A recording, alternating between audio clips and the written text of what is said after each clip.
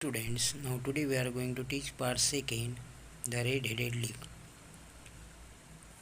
Not him, Holmes said, but the knees of his trousers. And what did you see? What I expected to see. This matter of Wilson's is serious. A crime is being planned, but I hope that we can stop it. The offices and banks will be closed for the weekend. And now I have to go and make some arrangements. But I shall want you help tonight. Come to Baker Street at 10 and bring your revolver. I arrived at Holmes' residence in time. There were two other men with him, Mr. Jones of Scotland Yard and Mr. Merriweather, a banker. Holmes announced, "Tonight we are going to hunt one of the smartest criminals in London." We left together in a carriage and reached the road we had visited in the morning. Holmes told us to follow Mr. Merriweather, who led us through an iron gate. We followed him down a narrow passage. After going down some stone steps, he led us down a dark, earth-smelling passage and into a huge cellar full of big boxes.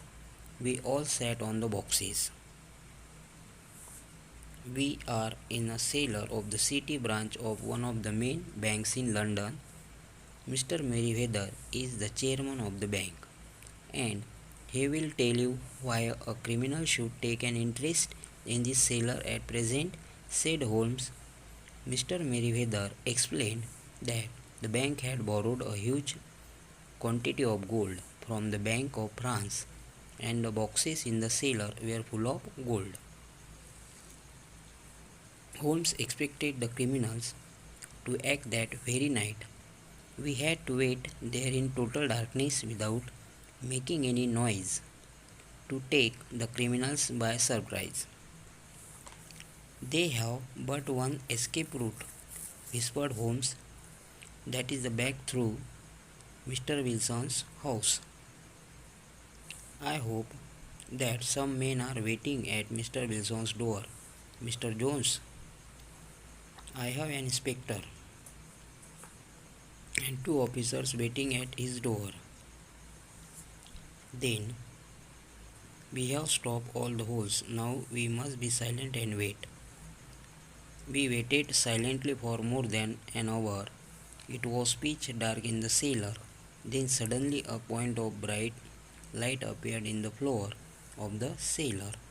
Then a line and a gash seemed to open and a hand appeared. A broad stone turned over upon its side and left a square hole. A boy's face emerged. The man looked came out of the hole. He had a companion with him, a man with very red hair. The pair was none other than Spaulding, the assistant alias the criminal's Clay, and a red-headed Mr. Duncan Ross.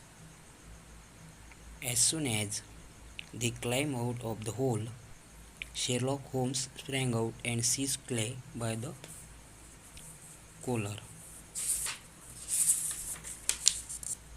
The other dived down the hole and disappeared. Clay took out of the revolver, but Holmes hit him on his wrist, and the revolver fell on the floor.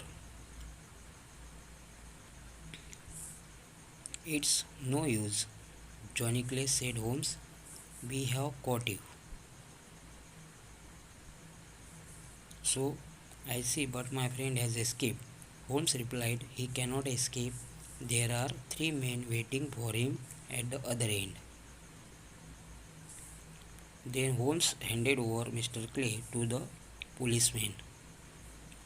Mr. Merriweather said, "Really, Mr. Holmes, I do not know how to thank you. You have foiled one of the most cunning attempts at bank robbery. The bank is grateful to you."